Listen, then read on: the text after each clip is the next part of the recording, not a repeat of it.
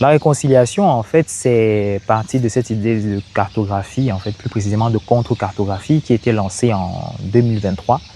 avec des intervenants comme Séverine Kodjo-Granvaux, Felwine Sarr, qui sont venus et ont eu cette réflexion autour du patrimoine de Sousa, mais aussi comment donner, réenchasser l'économie dans l'environnement de Sousa en passant par des moyens comme l'art et susciter le dialogue entre les populations de Sousa. Il y a donc toute une série de recherches qui ont été faites pendant ce laps de temps.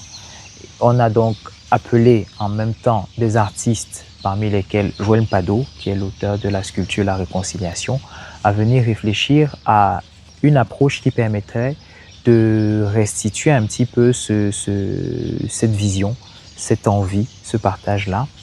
Et parmi toutes les idées qui ont été émises, parmi tous les récits qui ont été énoncés, il y avait donc particulièrement ce mythe fondateur qui a été pour Joël Mpado quelque chose de parlant et qu'il a voulu illustrer au travers de cette installation. C'est une installation qui fait 4 mètres de haut avec une circonférence totale, un diamètre total de 3 mètres.